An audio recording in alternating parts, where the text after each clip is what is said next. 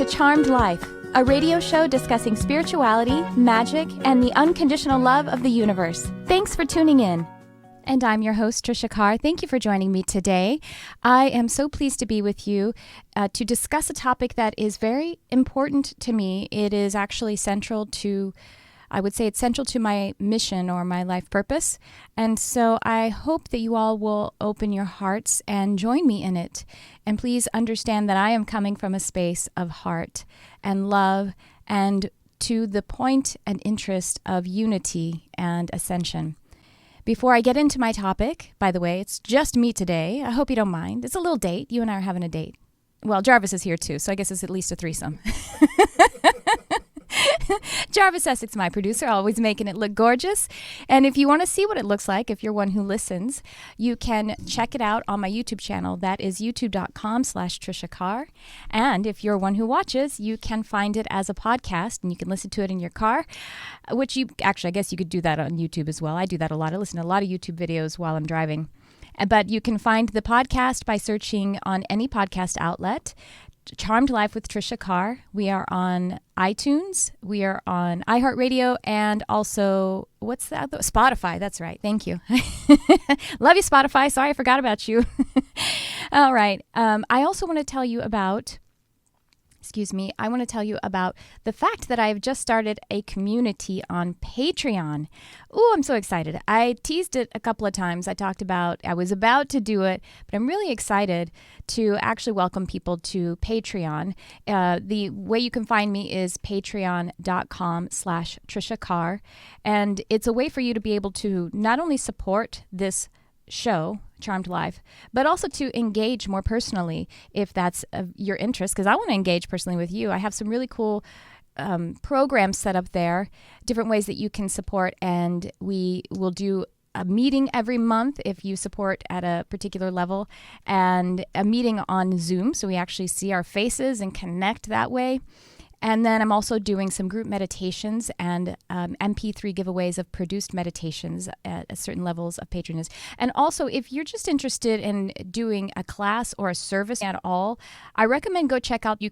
There are levels that offer you a discount on my services. And so then you could get the discount before you book to work with me. So just go check it out. Again, it's patreon.com/Tricia Carr. I'm very excited about it. It feels like it is a more engaged way to connect than even like Facebook or Facebook groups. But I do have a Facebook group, and I am there live every week offering advice, lessons, spirit messaging, and readings for free. So go check that out. Facebook.com/CharmedLifeLove.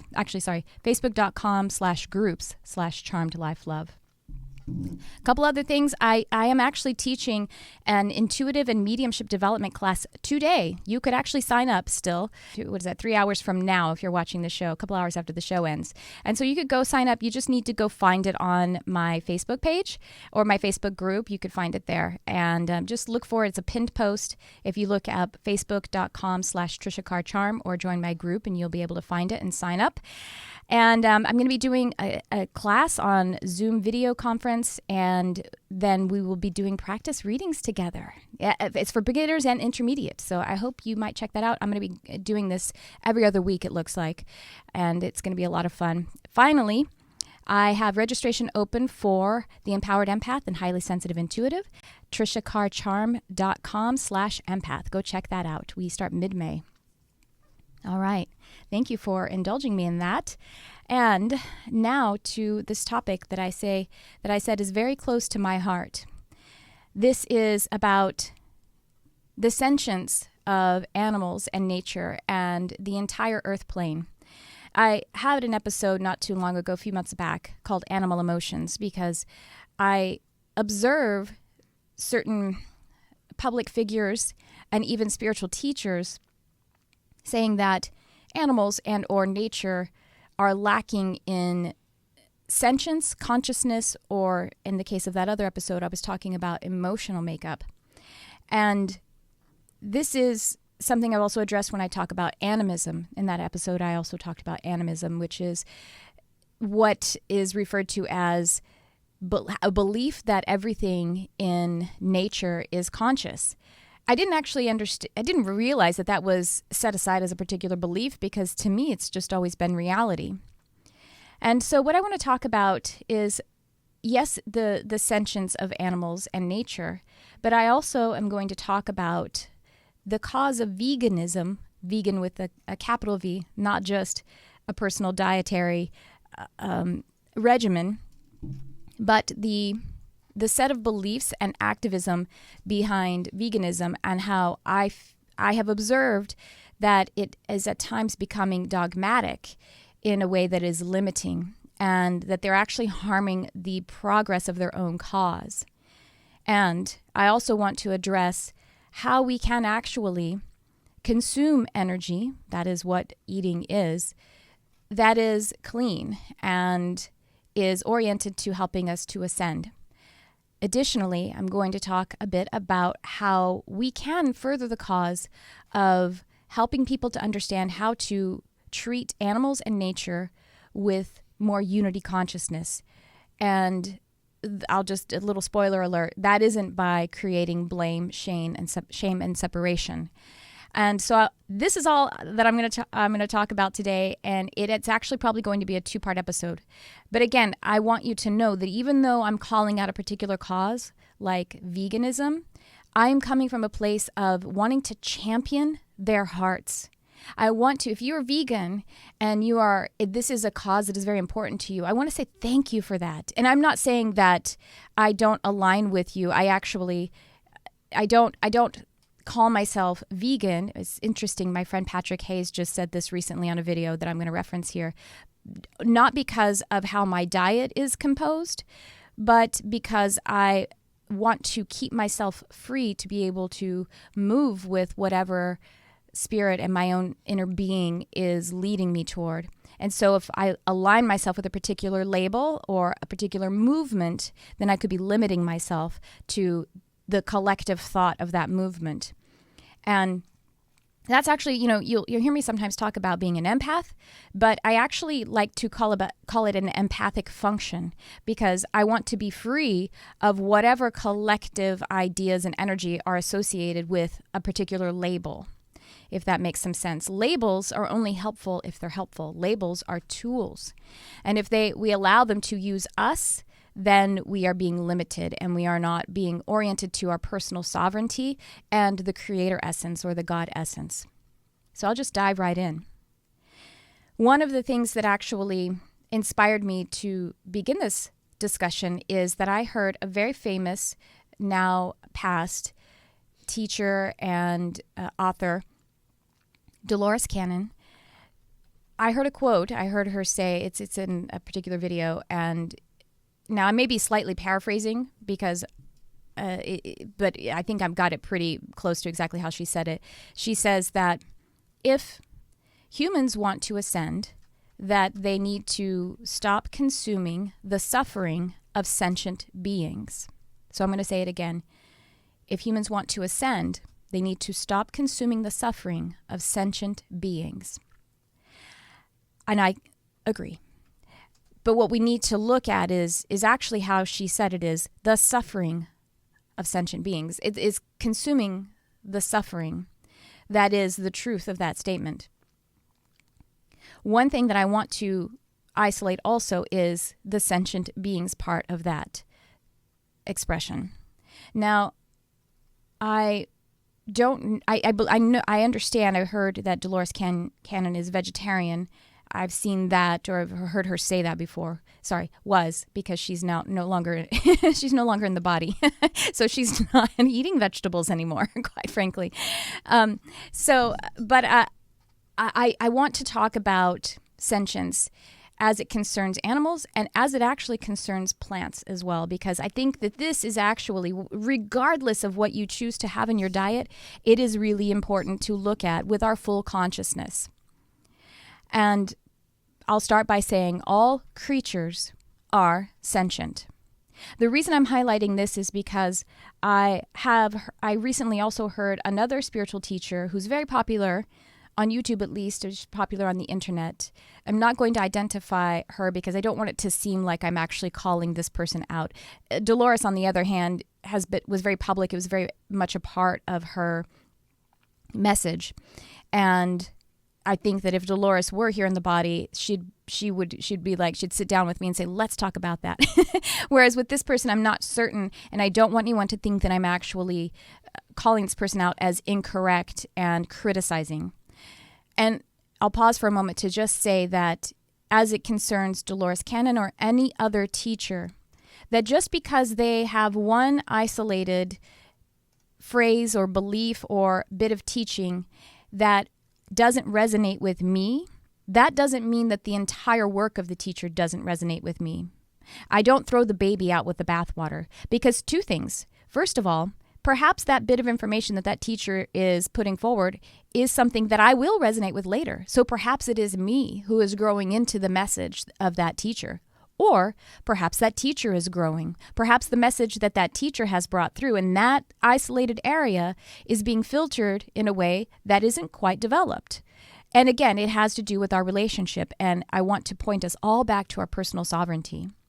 Now, at the same time, there are certain teachers whose message fundamentally is so not aligned with me that I do throw out all of that baby and that bathwater. That's true, because it isn't helpful to me. It isn't aligned with me. But so far as me isolating one phrase or one statement from a teacher like Dolores Cannon or this other person, this isn't meant to say that the entire body of their work is something that either A, I don't resonate with, or that I'm criticizing. I don't mean to criticize at all in this particular topic. But I will say now what that teacher said that is sort of central to this concern of mine. And I'll only, just for the sake of a speech, say that it was a woman.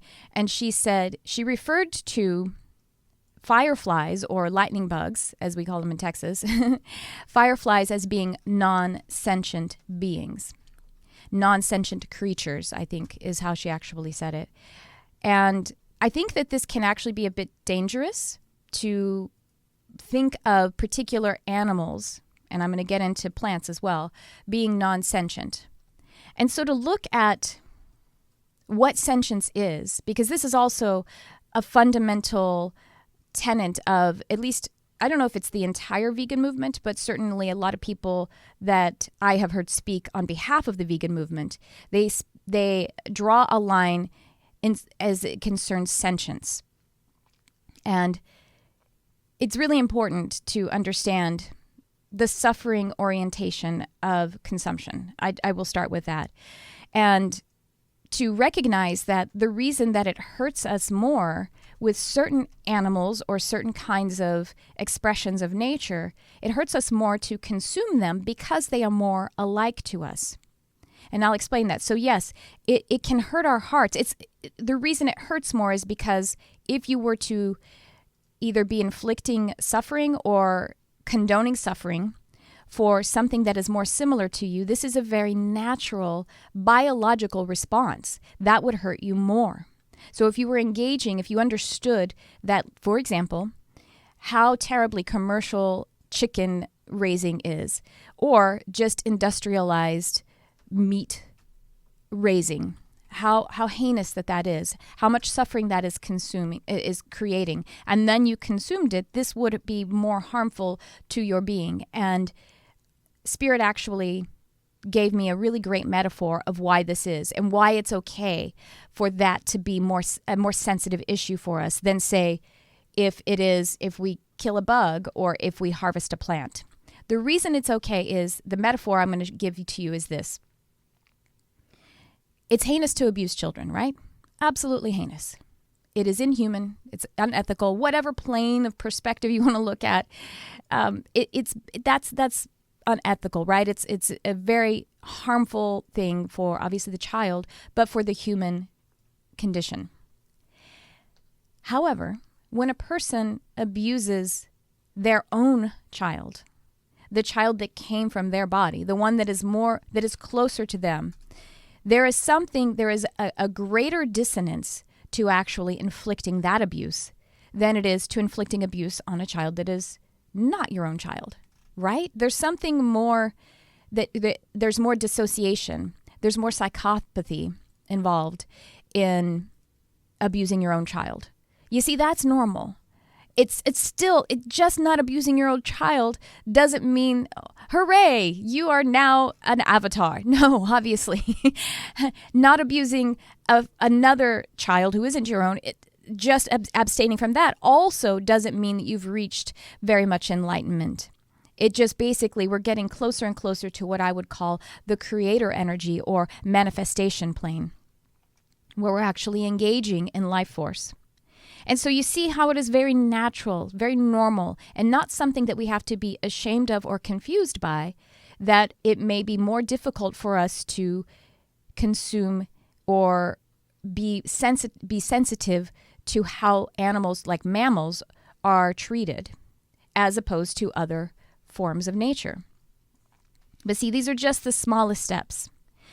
One, like I say, is not in creator energy merely by abstaining from abusing one's own biological family or something that is biologically similar to them, but it is something to hold space for and be okay with the fact that that is more sensitized. Creator energy is engaged when we deepen our awareness to the knowing that all are family, all. I have another horrible example, and that is from this documentary that I saw. I'm sorry. I'm like, I have a horrible example. It's like, does this taste bad, Jarvis? Yeah, it tastes like shit. You want to taste this? Does this taste like shit to you? Sorry, I got to lighten it up a little bit. But I did see a documentary a while ago about the results of the Chernobyl bomb. That was just a terrible thing. It was like an atomic bomb, and the biological results of that, there were many, many children who were born who were deeply deformed. And there were so many of them, and there were no parents. Many were orphaned because of people dying. And in this documentary, there was this nurse who was overseeing all of these children who were desperately deformed, and they couldn't care for them. And we know that if children aren't nurtured, that they cease, they just perish. Besides the fact that these children were really malformed, there just weren't enough adults to take care of these children. And the way that they looked seemed to make them less similar. And I think that the children actually started to lose some of what would make them able to connect with the adult. And the adult had to start to desensitize to that as well. And so there was the woman who was taking the documentarian, was there at this hospital or this orphanage, and a nurse picked up a child by its malformed limb and just kind of like moved it over like it was a book, or, like it didn't have any feeling. And the documentarian said, "Oh my God, that is a child. You're hurting that child." And the nurse looked at her and said, "It doesn't have any feelings." That is a terrible situation to be in. But you see, we could be doing that if we consider other parts of our family as non-sentient. And the family I'm referring to are, yes, other animals, but I'm going to bring into it other parts of nature. And it's something we can heal from. Long story short, I will just say that, including that nurse who was in the horrible situation where she didn't recognize that was a child, that was a baby. There's this prominent international group of cognitive neuroscientists and other experts, and this was actually endorsed by Stephen Hawking, and they affirmed that all non-human animals, including octopuses and anything else you could think of, are sentient and feel emotions such as fear and happiness. And so this brings me to how sentience is determined. I hope you guys are with me. This is going to be a two-parter. And if it feels uncomfortable, just know that that's actually us moving through some of this that is repressed, that is asking for our attention, actually.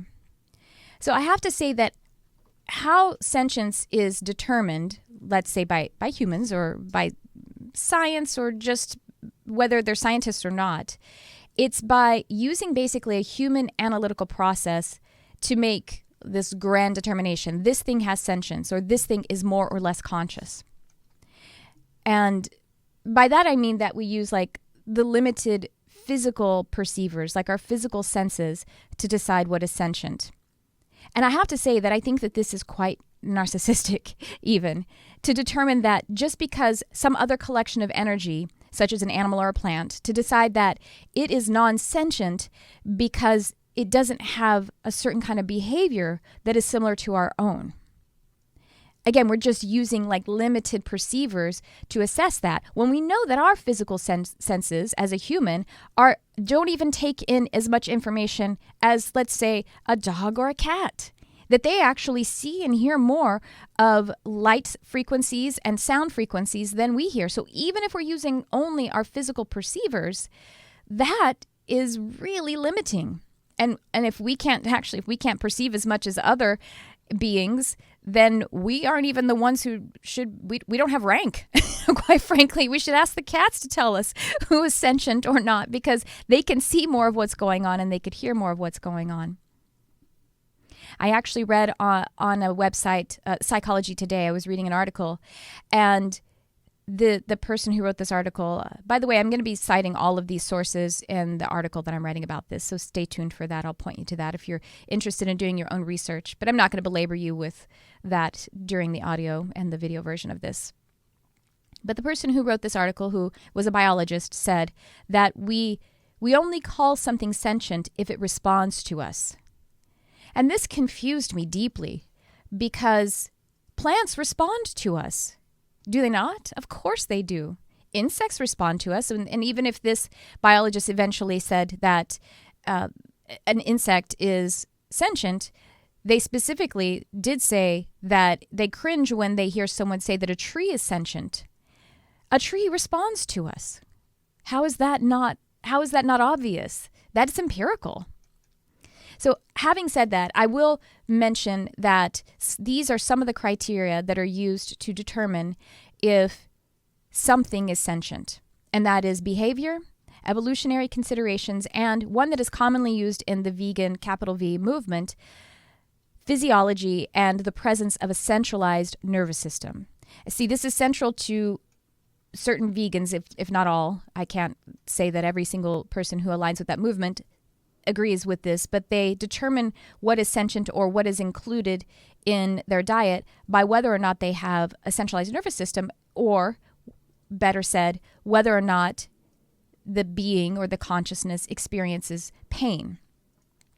And so I'm just going to take a moment to look at that only, because there are actually things that we can perceive scientifically that tell us that this alone, that this is a criteria that would include animals and plants, even ones that don't have a centralized nervous system, because there are other organizations in these consciousnesses, in these creatures, I'll just call them all creatures, that actually point to the fact that they are responding to pain.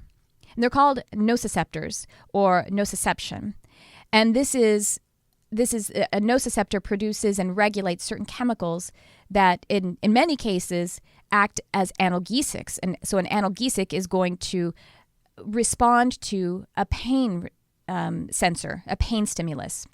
Additionally, there's something called intercellular receptors, microtubules, and other sophisticated intercellular systems that actually facilitate a degree of spatiotemporal consciousness. So these are in plants. This is in plants. We can observe this. So this is something that I want to help you who favor an analytical understanding into something, which I do as well, in addition to the emotional, the mental, the physical, the spiritual. But there are actually ways that we can perceive that plants and animals of all kind respond in this way to pain sensing or to their environment. And this response would also indicate a certain kind of behavior and certainly sentience and consciousness. There is also how trees communicate, and it's called a mycelial internet, basically, a mycelial way. It's a fungus called mycelium that actually communicates with the roots of the tree across expansive distances. And this communication, it actually will tell, one tree can tell other trees that to send nutrients to limit the nutrients in one area that has an abundance and send it to another area where it is needed. So this is response, and this is communication. This is behavior, and this is feeling. This is sensing. So now to the point of how I would say the vegan dogma and the reaction is actually harming their own movement, that their response is misaligned. And before I say that, I want to point out that it has to do with the heart and being able to communicate to one another from the heart center. If you have a cause that is really important to you and you feel deeply about it, and as my friend Patrick Hayes said in his video, which I recommend you go and check out, his is called Vegan Fundamentalism and something or other, and he says that when you are using an argument that, I'm paraphrasing, and I'm mixing in my own perspective, using an argument that is actually separation-oriented, this is my perspective, that it is because you are not, Patrick's perspective, you haven't fully integrated your cause. Because if you fully integrated your cause, then the only thing that is important is that the cause gets communicated. And you see, no one's heart was ever changed by being called a murderer. Not even a murderer. I mean, one who murders other humans. Spirit actually gave me a really good example of something that has been confusing me since I was actually a child. And I grew up in Texas, and, it's more conservative politically and socially, I guess you would say, in Texas. And also at the time period that I was young, the abortion issue is red hot. It still is red hot, right? But even as a child, I remember being 11 years old and being confused by how the two sides communicated with one another. And again, this has nothing to do with my personal or political stance about abortion. So we have the people who are pro-life, and they say, you're murdering babies. And that's their argument. The people who are pro-choice say, you want to control my body.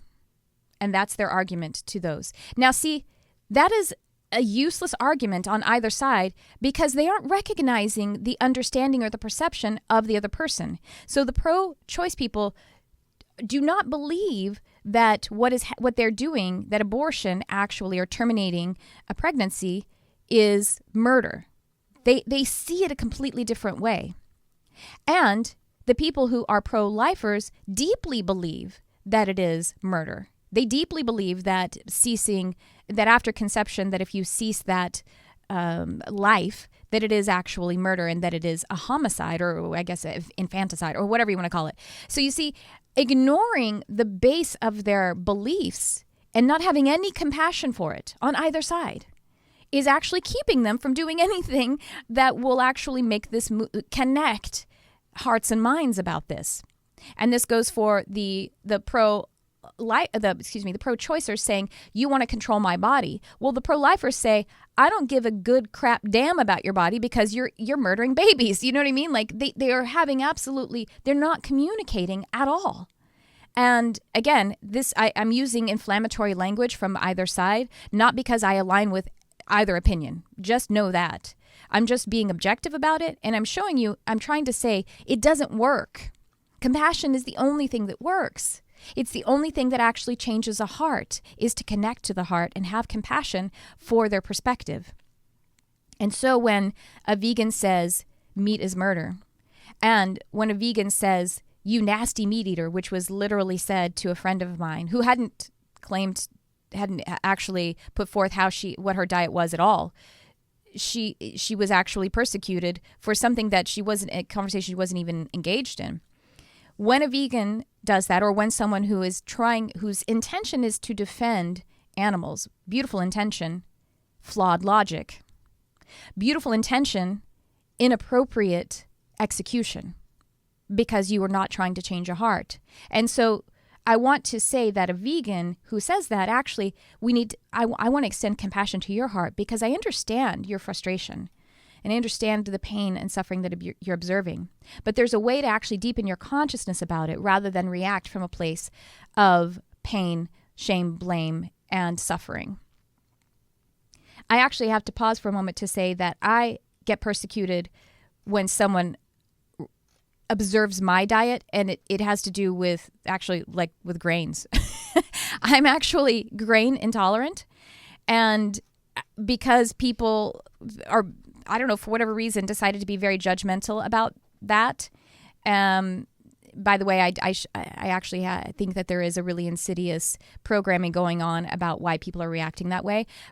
But, you know, I've been sitting at dinner and someone say, actually, my friend was ordering for me once, and she said, we're going to get all of this, but she can't eat gluten. And it's, by the way, it's not just gluten. I can't eat any grain. She can't eat gluten. And the person who was sitting next to us at the bar, who was just a stranger, he said, do you have, by the way, he was drunk. He said, do you have celiacs? And I don't. But that doesn't mean that I don't have the responses that I genuinely have, which are private, by the way. The responses that I have, it's none of your business that I'm lying on my couch in the fetal position for 3 days if I have this included in my diet. And I said no, and he said you'll be fine. You'll be fine. I've told this story to Jarvis before, and it's kind of insane that he thinks that he has more information about how I should conduct my health than I do.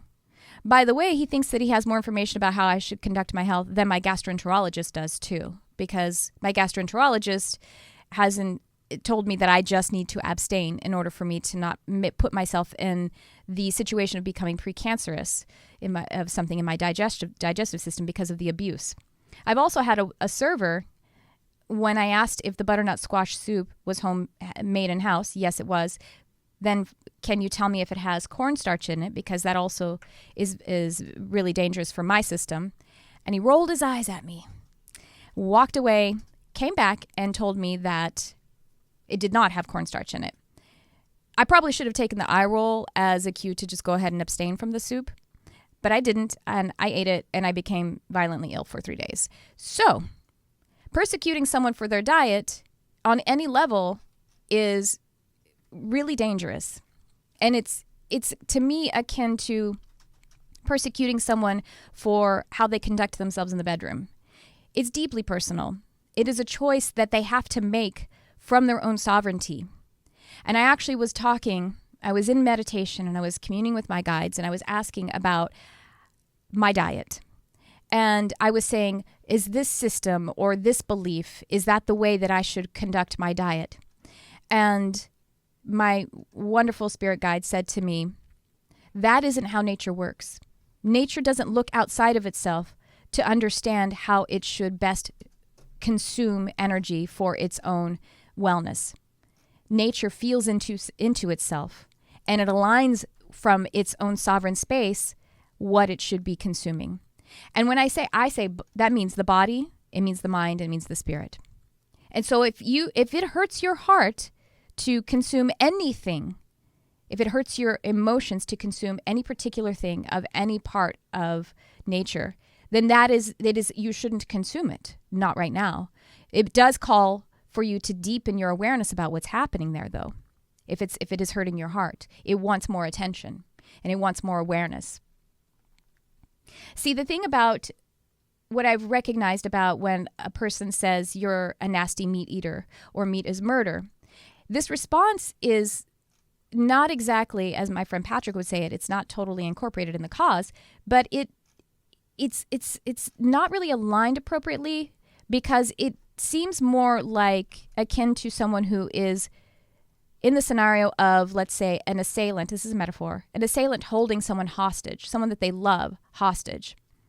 And because the reason in that particular scenario, it would be effective to take out the single assailant in order to grab your loved one. That would be an effective measure to take.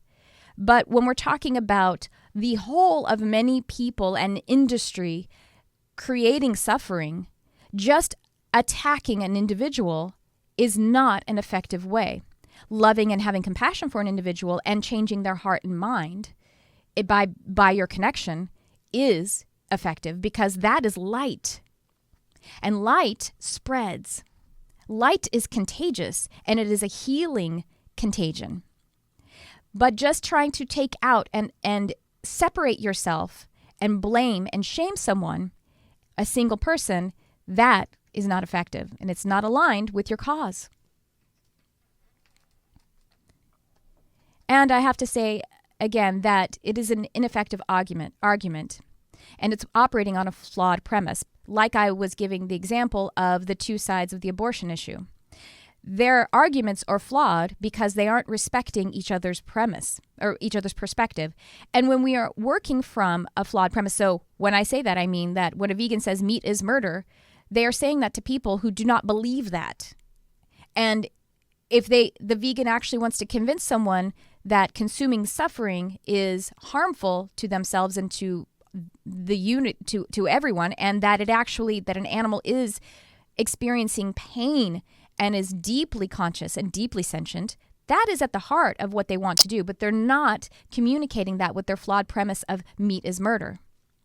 Meat is murder is flawed, and when there is a flaw, then your cause, your argument, your discussion will never be successful because of that flaw. And so I want to just talk a little bit more about why that is a flawed premise. And that is because in order to, this is what I'm going to reference Patrick here again, Patrick Hayes' video on vegan fundamentalism, because he had a really great point when he said that when we actually when we grow and thereafter harvest a plant, there is destruction of animal life happening. Yeah, Jarvis is putting up video of Patrick's little video example here silently. And he pointed out that there are insects and microorganisms that are killed in the harvesting of plants. He further pointed out that if you are to grow a garden or a crop, that you're at some point going to have to use pesticides, even if they are natural. And those pesticides could kill or at least starve out rodents, insects. And you see, so there is no way to avoid life when we avoid the ceasing of life when we are consuming. And as I already pointed out, plants are, I want to say my opinion, but it's not even my opinion. You could look at it from science and also from the fact that I have communicated with plants and they have deep consciousness and sentience. By the way, so do minerals and so do trees.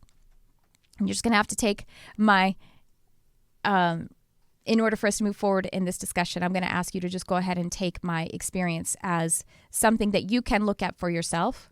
But there are a lot of perspectives that will offer that as accurate, that plants, trees, rocks, everything has consciousness and sentience.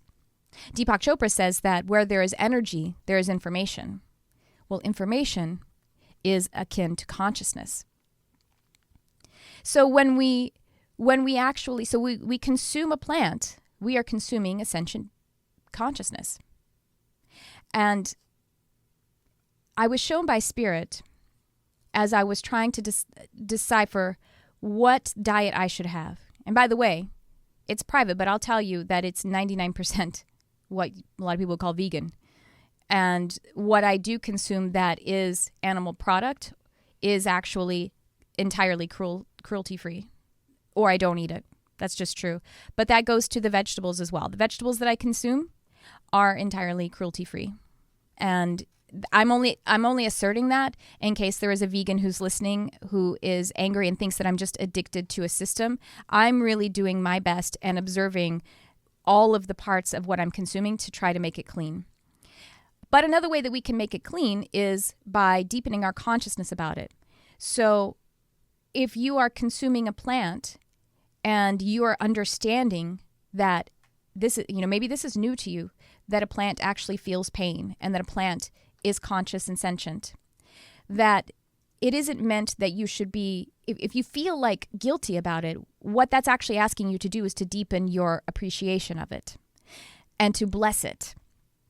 I said recently when I was on Facebook Live that I actually feel a little bit guilty when I throw out vegetables that are, rotten, or, like I didn't actually consume them in the way that I intended to.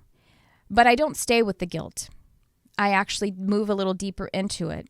And I I pay thanks to them. I recognize the abundance that was given to me. And then I release it with the knowing that it will be consumed by Gaia. It will be consumed by microorganisms. It's still going to be composted, and it's still going to be changed. And so I release it in that deepened awareness. And that's what I actually want to point out, is that that's how we consume clean energy, is that what we consume, we pay deep gratitude to it, and we bless it. We bless it and we thank it for what we are receiving. One day I had this interesting synchronicity happen to me 3 times in one day. And on the 3rd time, something really powerful happened. And that was, so the synchronicity was, I had a dream about a particular sound. And it was like this buzzing, almost electronic sound. And it was making this certain pattern.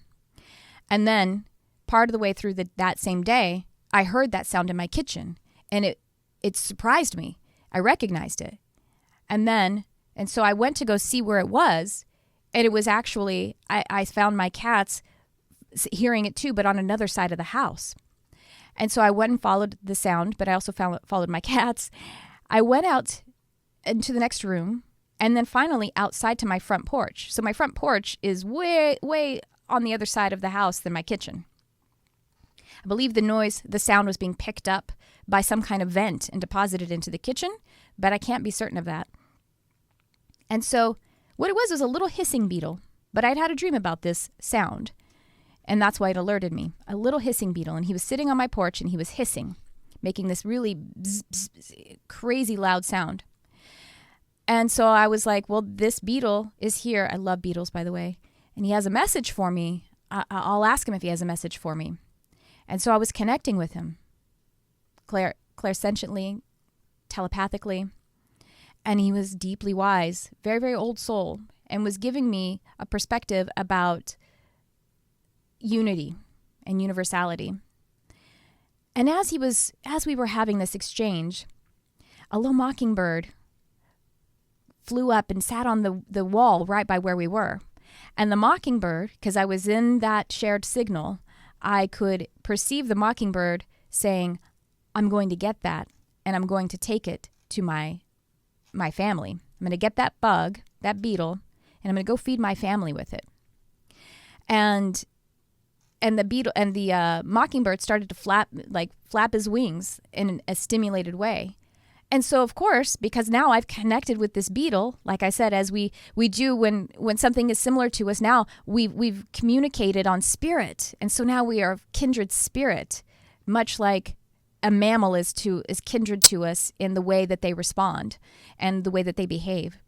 We have a kindred spirit going on now. We have this connection. And so I thought, I must save this beetle from the mockingbird. And I felt the beetle say very distinctly, please do not take this away from me. I have lived a life, and this is the reward, is that I get to participate in moving forward in this energetic exchange, giving my energy over so that life can be lived on with this bird and his family. He said, this is my reward. This is my achievement. Please allow it to happen. And so I closed the door. And because I still didn't want to see it. I'm still, that sensitivity is still something to honor, and that's okay. That's okay.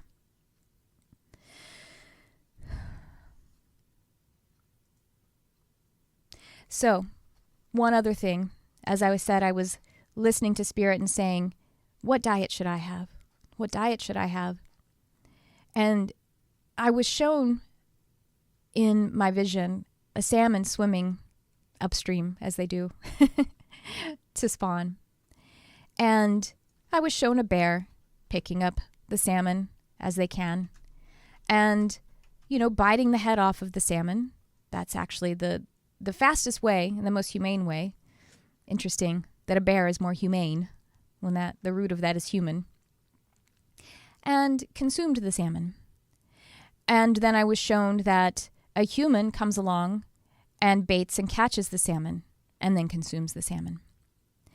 And then I was asked, so what happens if neither one of these consumptions happen, if the human doesn't take the salmon if the bear doesn't take the salmon. Well, then the salmon dies of old age or whatever it does. It falls down into the bed of the water, it falls to the waterbed, and then it's consumed by other creatures, and it's consumed by the soil, and it's consumed by Gaia who composts and transmutes it. So no matter what, energy is consumed and energy is used. And so the distinction here is be like the bear and be like the microorganisms and the other organisms who would consume the salmon, but be like the bear when you're consuming your plants as well.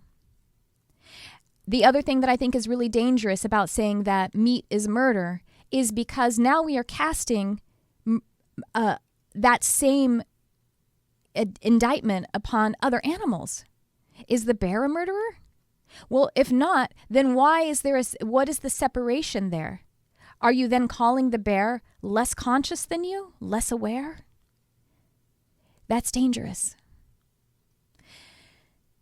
The other thing that is dangerous is that having the separation with animals, if that is the heart that you have, having the separation and seeing them as not as conscious actually disempowers your relationship with them. It doesn't disempower the animal, but it does disempower your relationship and your ability to partner with them, which is how, again, this is how hearts and minds will be changed.